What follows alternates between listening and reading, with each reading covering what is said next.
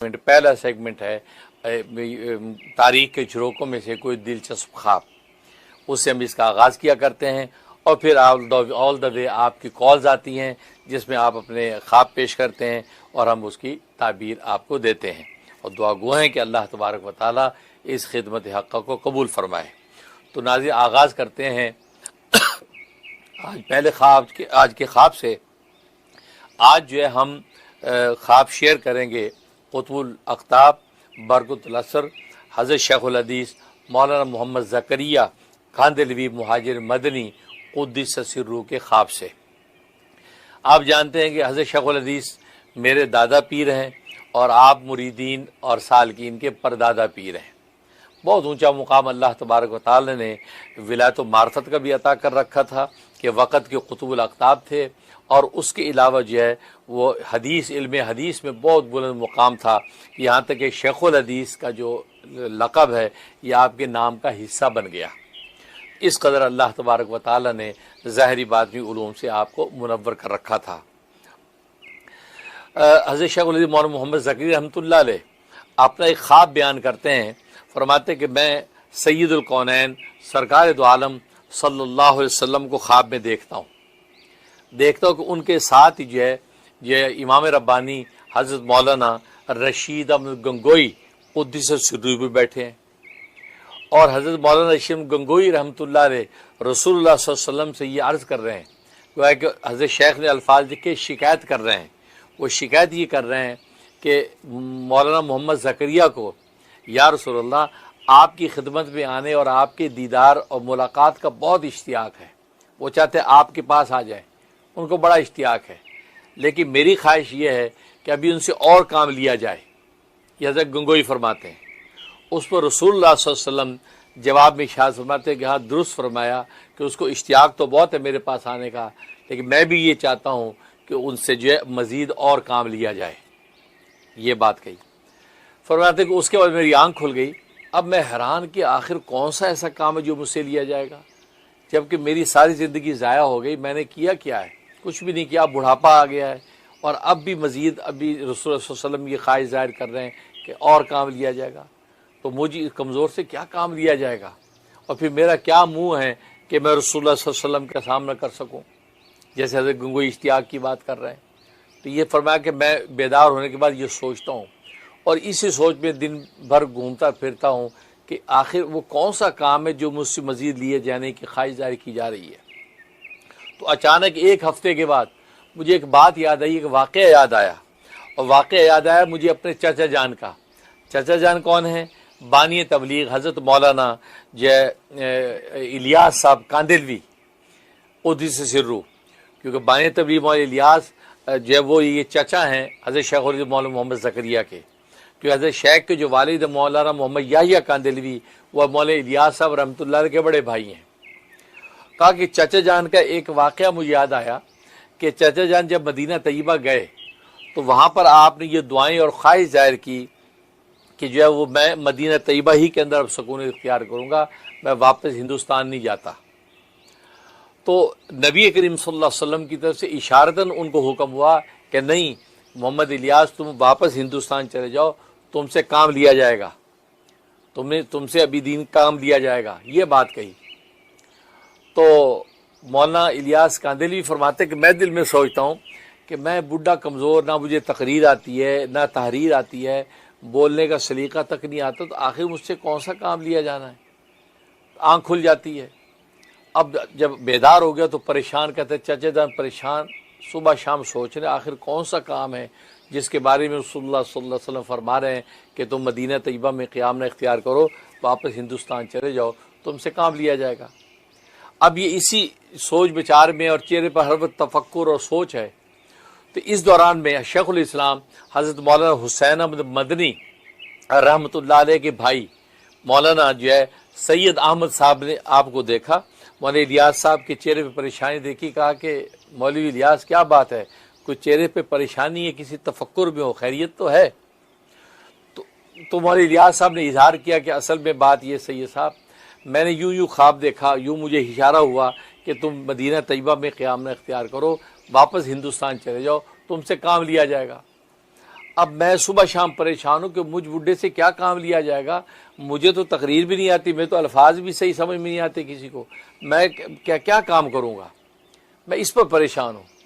तो उस पर जो है वो मौलाना सैयद अहमद साहब ने फरमाया कि भाई इस पर परेशान होने की बात ही नहीं है, इसमें यूं तो नहीं कहा कि तुम जाके काम करो, काम करो तो नहीं कहा कि तुम्हें अपनी सलाहियत देखनी है, ये कहा कि काम लिया जाएगा। अब लेने वाले का काम है, किस तरह काम लेगा, तो तुम्हें परेशान होने की जरूरत नहीं, तो लिया जाएगा कहा गया कि अल्लाह तबारक व तआला और अल्लाह के हबीब आपसे काम लेंगे। अब वो कैसे लेंगे उनका काम है, आपको तो इस्तेमाल किया जाएगा, ये तो नहीं कहा कि जाके करो। तो तब फिर आप सोचते कि मैं कैसे करूं।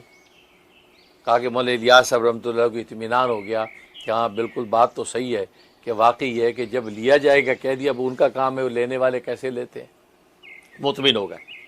तो हज़रत शेख ज़करिया रहमतुल्लाह अलैह फरमाते हैं कि ये वाक़या एक हफ्ते के बाद मुझे जब याद आया तो मैं भी मुतमिन हो गया कि मेरे बारे में जो फरमाया कि तुम जो है वापस जो है हिंदुस्तान चले जाओ, तुमसे काम लिया जाएगा है। तो मतलब मैंने भी सोचा कि अब लेने वाले लेंगे, क्या काम लेंगे, अब काम या लेंगे, अब उस पर मैं सोच रहा हूँ।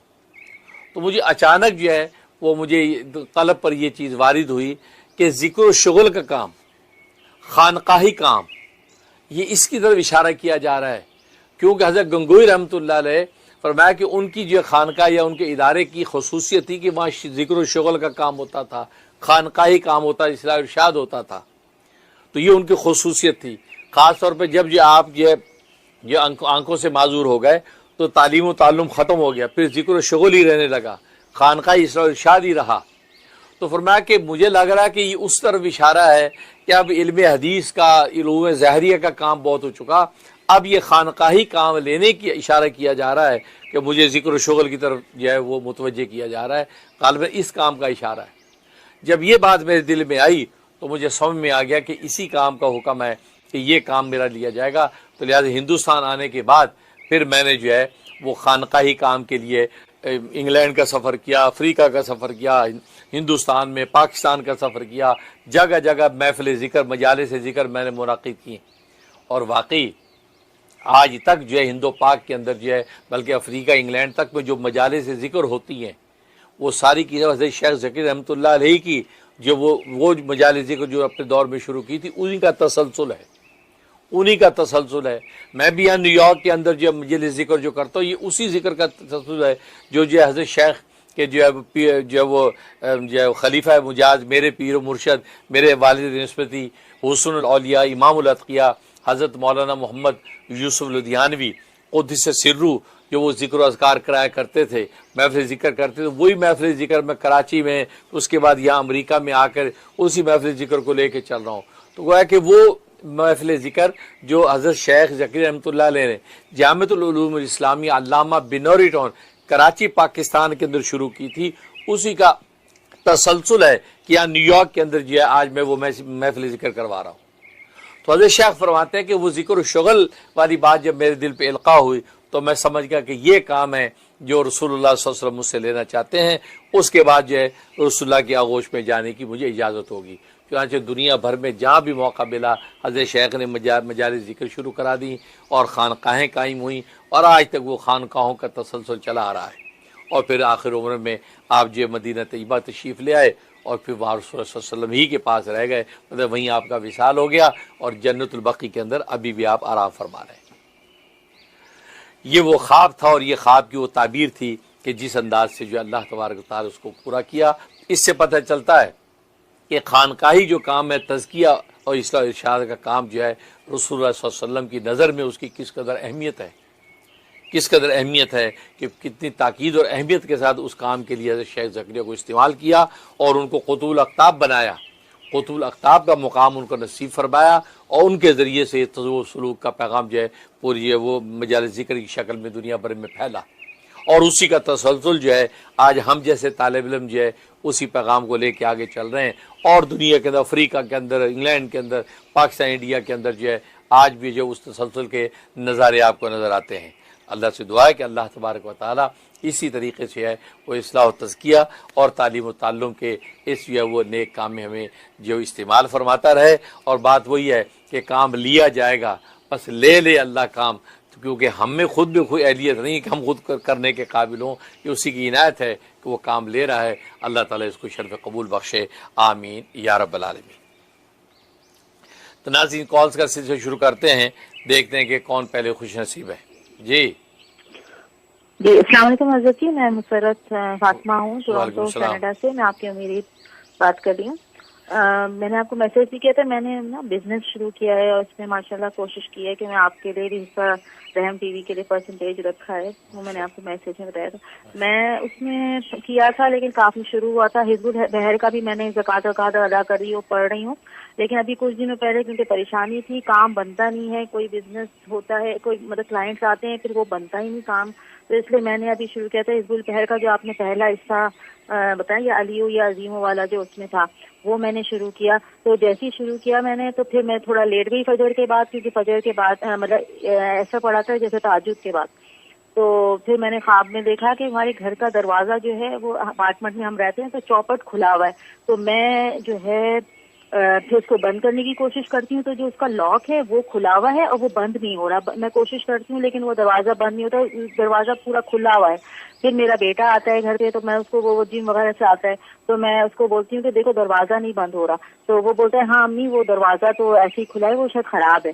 तो फिर वो दरवाजा खुला ही रहता है, बंद नहीं होता। फिर थोड़ी देर में मैं देखती हूँ कि मेरी अम्मी उसी दरवाजे से अस्सलाम वालेकुम है तो पाकिस्तान में वो ऐसे आ जाती हैं इस तरह से, और फिर मेरी आंख खुल जाती है। जरा इसका मुझे बताते हैं।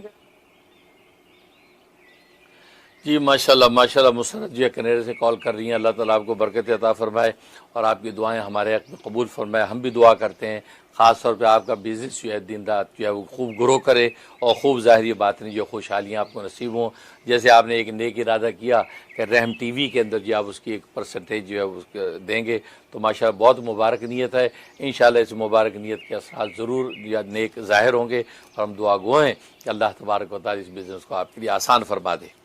और बाकी ख्वाब बहुत अच्छा है। इसका मतलब अभी वक्ती तौर पे कोई रुकावट और बंदिश है उस कारोबार के हवाले से, आपके कामकाज के हवाले से, इंशाअल्लाह करीब वो बंदिश और रुकावट दूर होने वाली है। जैसे वो बंदिश रुकावट दूर हो जाएगी तो आपको इंशाअल्लाह फतवात के दरवाजे खुल जाएंगे। हम भी दुआ गो हैं कि अल्लाह आपको कामयाब करे। आप वैसे सूरह कुरैश 71 टाइम किसी भी एक नमाज के बाद सूरह कुरैश पढ़ लिया करें, हर मरतबा बिस्मिल्लाह दोहराया करें और सूरह कुरैश पढ़ के जो है दुआ करें। अव्वल आखिर 11 मरतबा दुरूद इब्राहिमी पढ़ें। 90 दिन की नीयत से ये अमल शुरू कर लें, इंशाअल्लाह ज़बरदस्त आपको जो है कारोबार में तरक्की होगी। मैं भी दिल से दुआ करता हूँ। जी अस्सलाम वालेकुम मुफ्ती साहब, मैं आपकी बेटी बोल रही नसीबा, इंडिया से, आपकी मुरीद थी। अल्लाह पाक आपको बहुत सेहत आफियत फरमाए और आपका साया हम तक तादीर हयात कायम रखे। बहुत खुशी होती है आपसे बात करके, फोन लग रही, इतनी खुशी होती है, इतनी खुशी ईद में भी नहीं होती हम लोगों को, तो इतनी खुशी आपसे बात करके होती है। तो दुआ है कि अल्लाह पाक जिंदगी में आपसे वो मुलाकात जरूर करवा दे हमारी। आपसे एक बात ये कहना था कि मेरा रिजल्ट आने वाला था किसी के लिए, बीपीएससी का एग्जाम इंडिया में हुआ था, तो मेरा उसमें अल्हम्दुलिल्लाह हो गया आपकी दुआ से। और उसमें एक ये कि अब स्कूल जो है ना हम लोग को मिलने वाला है, तो कह रहा है कि गांव के एरिया में देगा, वो कुर्रा के जरिया होगा। तो कुछ दुआ भी कर दीजिए, बहुत मेहरबानी होगी, दुआ कर दीजिए कि स्कूल मिले, वो शहर के एरिया में मिले, करीब मिले, तो छोटे बच्चे हैं इसीलिए, और हमारी सेहत के लिए दुआ कर दीजिएगा बस। माशाल्लाह माशाल्लाह माशाल्लाह। नसीबा बेटी इंडिया से कॉल कर रही हैं। अल्लाह ताला आपको बरकत अता फरमाए और आपकी नेक तमन्नाएं और ख्वाहिशें हमारे हक़ में कबूल हों। और हम भी दुआ गो हैं कि अल्लाह तबारक व तआला ज़ाहिरी बातिनी खैर और खुशहाली के साथ आपको दराज़ी उम्र नसीब फरमाए। और ख़ास तौर पे आप जो है दुआ चाह रही हैं कि शहर के एरिए के अंदर स्कूल आपको मिल जाए। बिल्कुल दुआ करते हैं दिल से कि शहर के एरिए में आफ़ियत वाला, इज़्ज़त और राहत वाला स्कूल आपको नसीब हो जाए और आपके लिए आपके काम आसान हो जाएँ।